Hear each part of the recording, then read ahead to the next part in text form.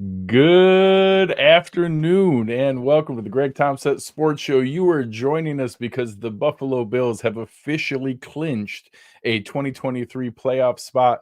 We're going to talk through some of the matchups that are going on here. Anybody that's jumping in, drop some questions in the chat. I'll talk about any things with the matchup later tonight, some of the potential outcomes based on the game and how that may work out down the line. And we'll talk about some of the things that could happen with the bracket itself for the playoffs. But we will jump right in with the game that most Bills fans were watching here. Obviously, there was, a lot of kind of odd games as the Week 18 goes. Plenty of games where no one had anything to play for. Cleveland and Cincinnati playing in a game where just nobody really mattered what they were looking at. What was coming out of that game. But the one that all of us were watching was the Tennessee Titans and the Jacksonville Jaguars.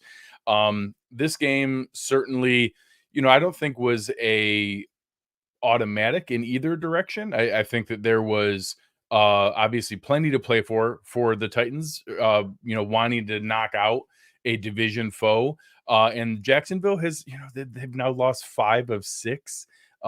Looked really, really rough. I've been a huge proponent of Trevor Lawrence, and I'm certainly questioning that in the spots that we're in. It opened up. Obviously, Jacksonville got a field goal.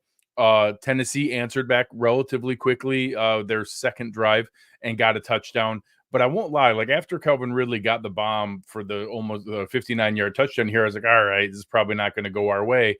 And Tennessee was playing tough, causing turnovers, answering back with a 8-play 75-yard drive is obviously huge. But being able to manage it in a way that you could tell, especially once we got here to halftime. I was talking in the Cover One staff chat. Once we got to where they were up, we knew we were going to get a full game effort from them. Sometimes in week 18, when things start going the other direction, you don't always know exactly what kind of effort you're going to get in the second half of these games. A lot of guys kind of start planning for vacations and ready to move on in what's going on there. That certainly wasn't the case here.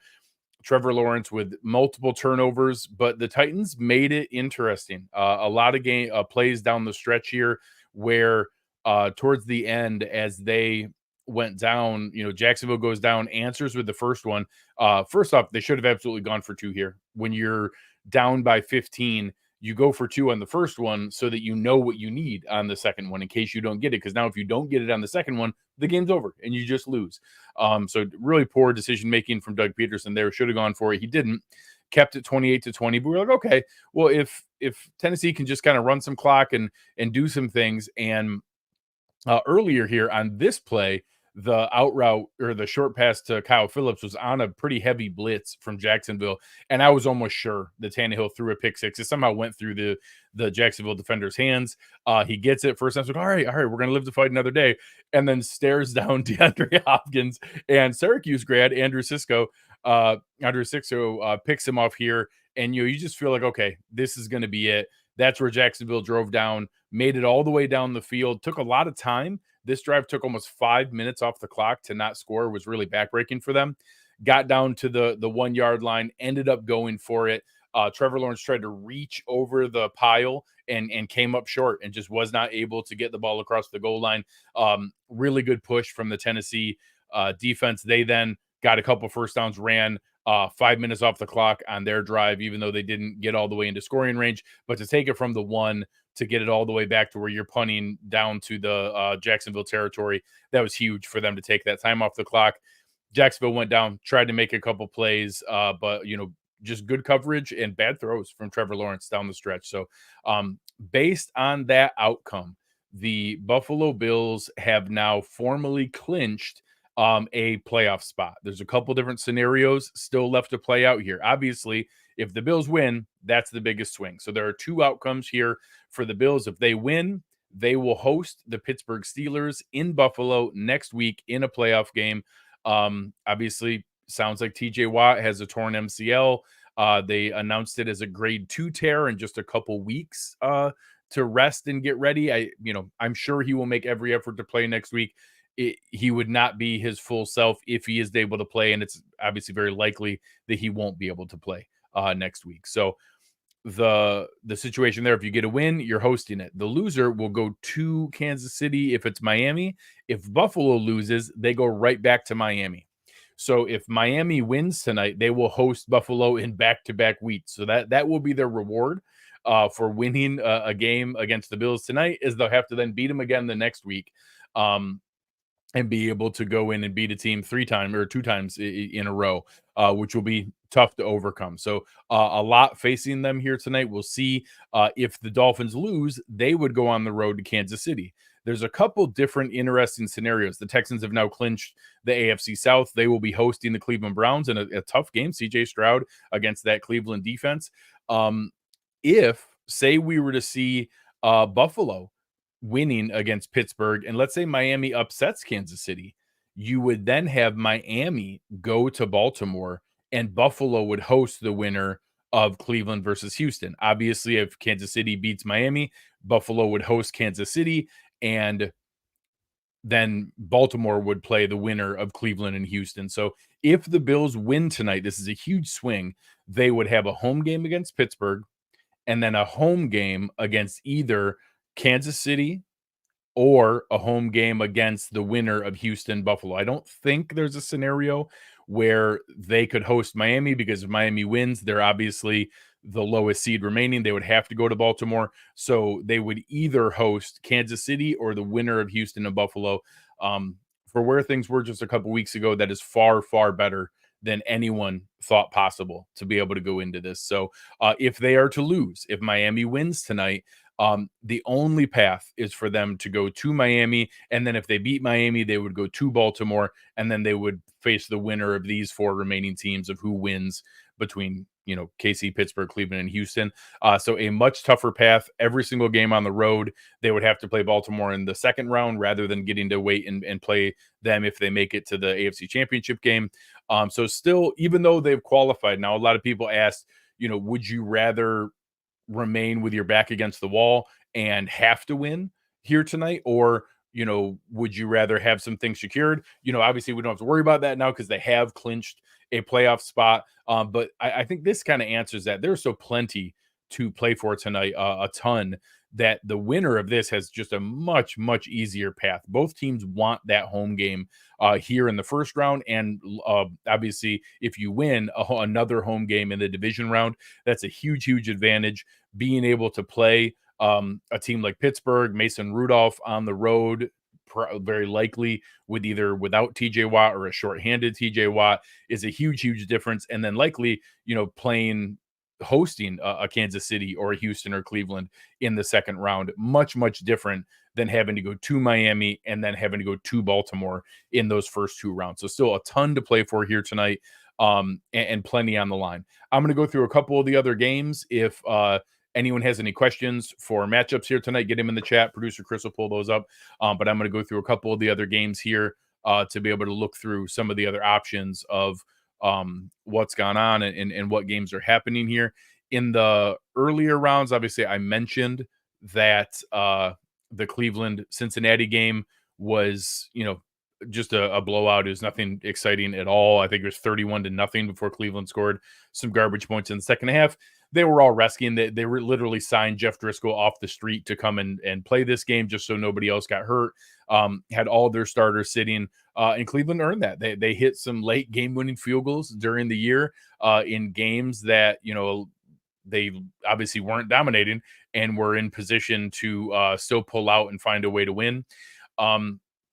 The games we watched yesterday that gave a little bit of insight into what was going on here. The first one the Bills were rooting for was the same as what we talked about with Cleveland and Cincinnati. Baltimore had nothing to play for. They were resting all their starters that they could. Obviously, there's only so many spots that you can do practice squad call-ups and game day inactive and sitting guys. So they still had some, starting caliber players playing, and they hung with Pittsburgh back and forth. This was a game. They were, had it tied up 7-7 late in the game. Deontay Johnson, the backup safety, took a bad angle from Baltimore, bad communication. Deontay Johnson broke that for a long touchdown. They, made it a game. They hung in there quite a while, but they were obviously able to beat the backups for Baltimore, and Cleveland or Pittsburgh put themselves in position to be able to make the playoffs today. That was one game, obviously, that went against the Bills' favor in what they were looking for. The next one was the Houston Indianapolis game, and that one was kind of exciting to watch for a bit. Houston opened up their very first play was a 75-yard bomb to Nico Collins. But just like all season long, the Colts kept hanging in there. This is a tough team. Jonathan Taylor took a screen to the house and was able to score. They hung around in this game. They made it tough. They were able to, you know, keep themselves with an opportunity for the vast majority of this game. And I don't really know how. I think Shane Steichen is just a better coach than I anticipated. But they gave themselves a shot all the way down to the end. But shout out to D'Amico Ryans and what they've built there in Houston. Brought in some veterans, made some really savvy draft choices. They were able to, put themselves into position with those smart decisions. But even I don't think anybody expected this out of this team. Like they just, with Tank Dell, Nico Collins, Dalton Schultz, Devin Singletary taking over for Dameon Pierce. Dameon Pierce has been healthy, and Motor has become like the go-to back for them, and being able to make these plays. Just an awesome story. I don't know how much is left for them in the playoffs, but I don't think Cleveland's excited to play them and to go down to Houston to play them. I know Cleveland's excited to be in the playoffs, but I'm guessing they would have preferred to play Jacksonville or Indy in one of those two games. I think Houston was probably their last choice of the teams that they wanted to play here. So really excited to see what Houston does. And obviously a ton of, they have more draft picks. They have more cap space here this offseason to be able to add to it. In some of the other earlier games, this Jets Patriots game was not entertaining. That's not a fair word. Was close throughout the vast majority of the game. New England down to the very last drive actually had the ball driving down, and Bailey Zappi threw one interception and then got the ball back. It actually got fumbled on the return by Ashton Davis, and 2 plays later threw another interception. They were at midfield. They had a shot. They were down by 6. They had a chance to go in and be able to, put up a score to mess up their draft pick and to be able to send Bill Belichick out with a win. They weren't able to do so. They lose. I think they're going to lock up the number 2 overall pick. We'll see what they ending up with based on some of the win-loss records of the other games for the Commanders. If the Cowboys beat the Commanders, they could take the number 2 pick. So we'll see where those things fall on how those games go. A couple quick takeaways going into the playoffs. Sam Laporta had to get carted off by during the Lions game. Obviously hoping for the best there. Awesome rookie tight end, has looked fantastic for them and going to be a huge part of any playoff run that Detroit might make. So obviously praying for him and being able to have a chance there. The New Orleans Saints demolished the Atlanta Falcons.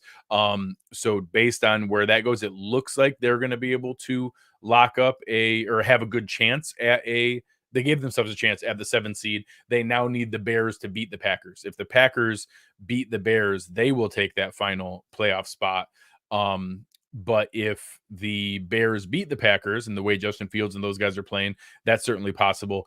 The Saints will make the playoffs. That's because the Buccaneers backed into the NFC South by beating the Panthers 9-0. They had 3 field goals, but their defense kept the Panthers scoreless. The Panthers get shut out in back-to-back weeks to end the season and go into the offseason maybe with the worst vibes of any team in the league. Their owners throwing drinks on people. They don't have the number 1 overall pick they gave away because they picked the wrong quarterback.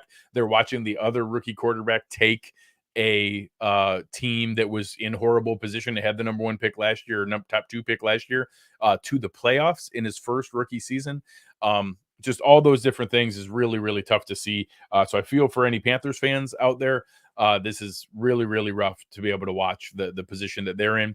The couple games going on here in the afternoon, I'm going to go watch the Bears and Packers. That's the most entertaining game to me. Broncos Raiders has nothing going on. There's a combination in the Eagles-Giants game. So if the Cowboys jump out to a lead, and they're looking like they're about to score on Washington, if the Cowboys jump out to a lead, then the game doesn't matter for the Eagles. If the Commanders can beat the Cowboys, the Eagles could take the NFC East back from Dallas. Obviously, I think everybody expects the Cowboys to beat the Commanders and to put that away. So we'll see where that one goes. Rams and Niners is similar to Browns Bengals, where we have a playoff team with nothing to play for. These are all backups. There's nothing anybody can do to improve their seeding. I'm actually going to look real quick here at the play-by-play.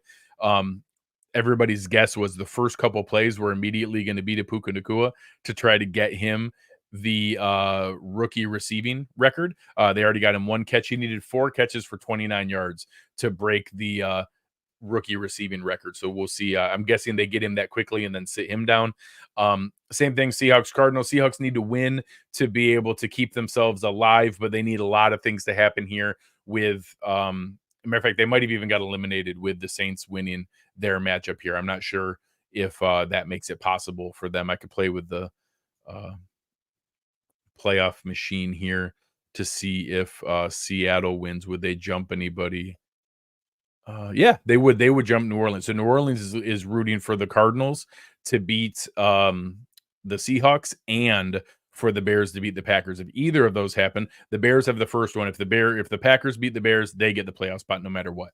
If the Bears win, then the Seahawks need to beat the Cardinals. They would get the last spot in the NFC. If both the Bears and the Cardinals win, the Saints would get the last spot in the NFC. The AFC, all 7 teams are locked up no matter what happens. It's just the order of what happens. So again, if the Bills beat the Dolphins, they will host the Steelers. If the Dolphins beat the Bills will go right back to Miami the next week.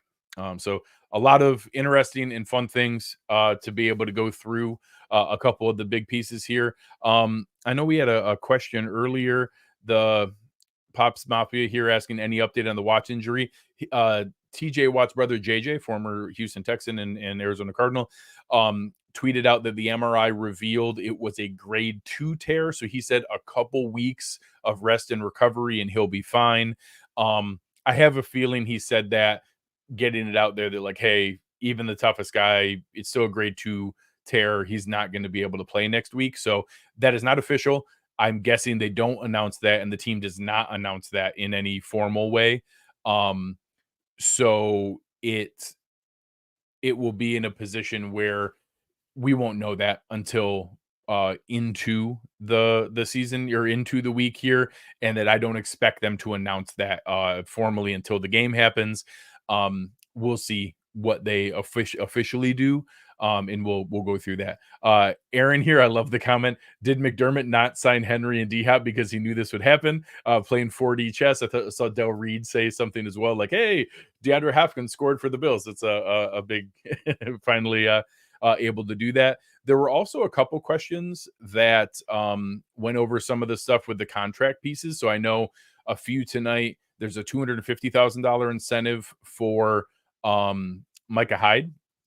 And if he hits that, it's going to give, if he gets an interception, it will give him a $250,000 incentive.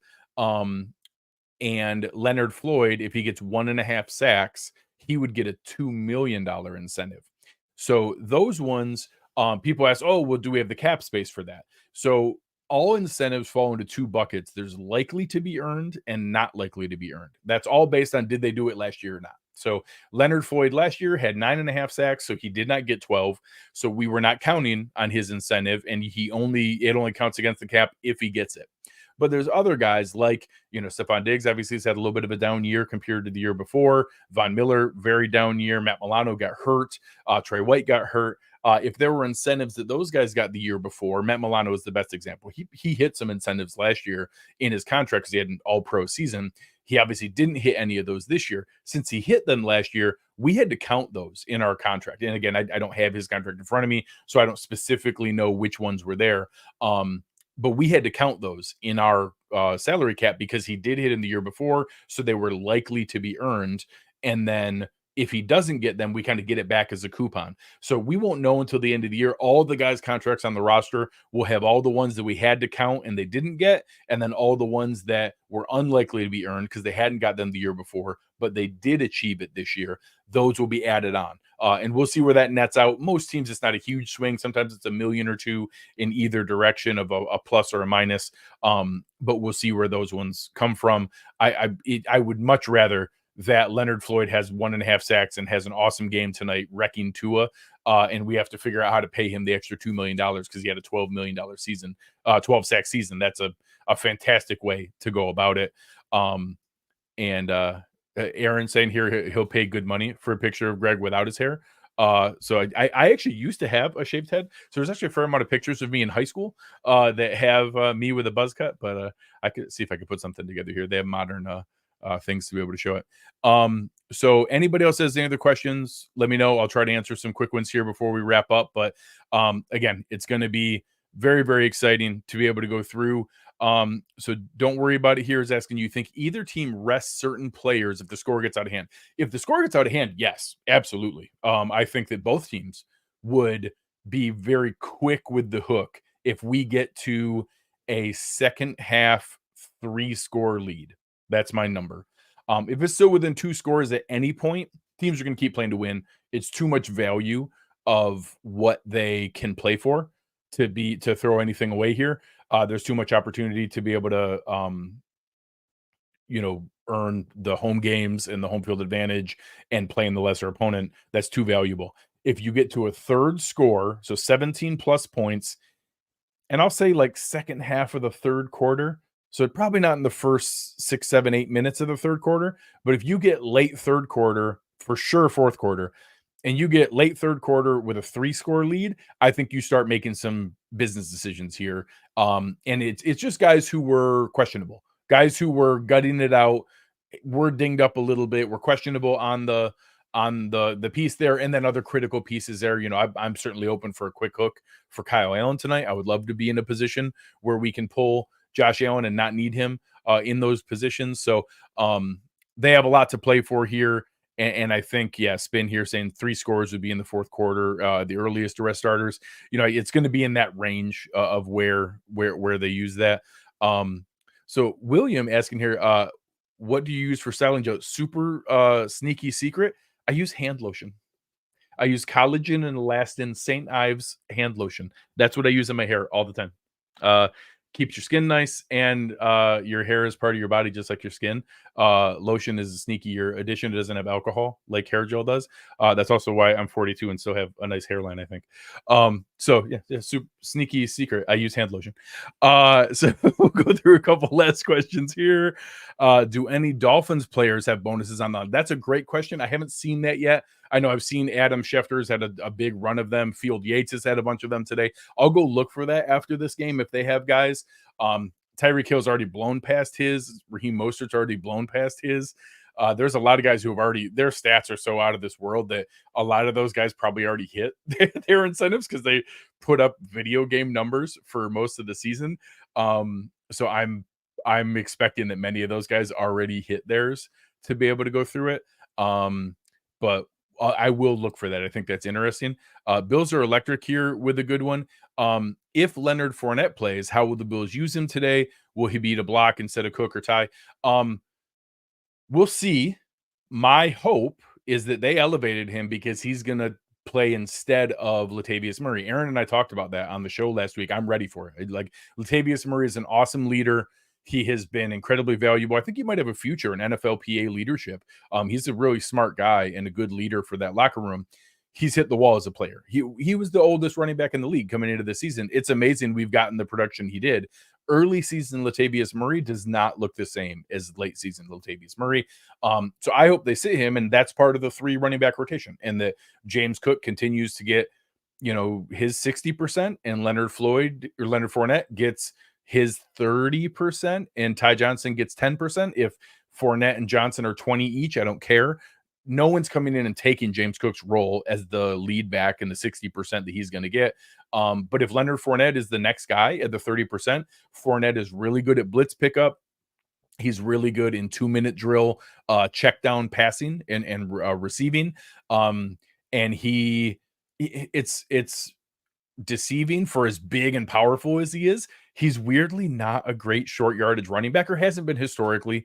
Obviously we'll see. Our offensive line's been playing well. Ty Johnson has actually run really hard between the tackles. James Cook has been very shifty between the tackles. So we'll see where that goes. I don't expect that to be Fournette's role, and I don't expect him to come in and take anything, but he's also not going to be Reggie Gilliam and be a blocker. He's going to be James Cook's backup, just like Ty Johnson or Latavius Murray were. I won't be upset if he leaps to number 2 ahead of Ty Johnson, but I think it should be James Cook, Ty Johnson, Leonard Fournette, and that Latavius Murray is the guy who sits. I'll actually be a little disappointed if Ty Johnson is the guy who sits. I think he's earned those reps over Latavius Murray, but we'll find out tonight at 6:50. We should get the actives and inactives, so we'll see where that goes and what the other pieces are here. Jason saying, do you think we will end up having to play a Saturday playoff game? And is it more or less likely whether it is Steelers or Finns next week? So it's pure 50-50. I went through that on the results. If we win, it's the Steelers. If we lose, it's the Dolphins. That's it. There isn't a lot of history to this. 2 of the last 3 Sunday night games, the NFL made them play on Saturday. So there is no like default of, well, they made us play the Sunday night game, so of course they'll give us a Sunday playoff game. There is no rule. They can make us do. There's 2 games on Saturday. There's a 4:30 and an 8:30 Saturday. There's 3 Sunday games, and there's a Monday night game. So I have no idea. I will say Bills hosting the Steelers is not the most exciting game of that first round. So if the Bills win, obviously Miami going to Kansas City is the prime game. Any Cowboys game is pretty good. People will be excited about LA and Detroit. I think the Saturday afternoon game would either be Cleveland, Houston, or it would be Philly, Tampa. So I think the Saturday afternoon game and the early Sunday game would be Cleveland, Houston, and Philly, Tampa. I think Buffalo, Pittsburgh could be the Saturday night game, could be the Monday night game. That's just my gut and me purely guessing. There's no science to that. And like I said, 2 of the last 3 years, they've made the Sunday night team from week 18 play the Saturday playoff game. So they could give us a short turnaround time. That doesn't mean it's fair. Pittsburgh would get an extra day rest more than us if we were to win tonight. If we lose to Miami and we go back to Miami, we have the same amount of rest, but we'd have to travel back from Miami to Buffalo and back Buffalo to Miami. So we'll figure that out if that's the case and we have to go that route. But there's no hard and fast rule either direction. Pop's asking what the 4 running backs will be a scratch tonight. My guess is Latavius Murray, but it's either Murray or Johnson. I don't know which one, but it'll be one of those 2. Couple last questions. Are Mostert and Waddle officially out, or are we staying for the game day inactives? The guys who announced that are legit reporters. So it is not official, and it's not official until 6:50. They are not officially declared out. But that's not something I expect them to change their mind on. And I'll even add this. Now that they can't eliminate the Bills from the playoffs, they're certainly not going to. At one point, if they could have eliminated the Bills from the playoffs, I think that was a little extra incentive. Now that they can't, I expect them to be a touch, not a lot, a touch more conservative on any injury things, guys who get dinged up during the game. I expect Miami to be very conservative in that route of where that goes. So I'll do 1 or 2 more questions here before we wrap if there's anything. Otherwise, you guys have been awesome. This has been a ton of fun. I can't believe that from where we were at 5-5 after a Broncos loss and firing Ken Dorsey, and 6-6 after a tough overtime loss against the Eagles, the Buffalo Bills have clinched a playoff spot before they even played their last game of the year. That is absolutely wild to me. Not only that, they've clinched their 4th straight double-digit win season. They have a chance to clinch their 4th straight AFC East division title and to host a playoff game for the 4th straight year. They're also one of only 2 teams. Only them and the Chiefs have won a playoff game each of the last 3 years. So both of those streaks are on the line here to see if both teams can win a playoff game again. But they have a chance to be the only team to win a playoff game 4 games in a row, and that is now alive. Coming in here to do this. So appreciate a ton of you guys in here. Help us out. This new show, Greg Tompsett Sports Show, only gets out there from word of mouth. Your way of doing word of mouth nowadays is pressing that like button. So give me a like, a rating, a review. That goes a long ways as we try to get this up and running. I'm going to do these the rest of the playoffs, probably doing more like playoff recaps and matchup updates. So maybe it'll be on like later on Monday nights or something like that, depending on when the playoff updates go. So we'll figure that out once the schedule comes out. I'll work with the awesome producer Chris to figure out our schedule for when we're going to do those. But we'll kind of have these ready after the playoffs wrap up each week, talking about the next week's matchups and the recap of the games that took place that week. But thanks for jumping in here and hanging out. This is a ton of fun. And Jeff here saying, where is the real talent? Get your daughter's opinion about the Buffalo Bills. That is the real one here.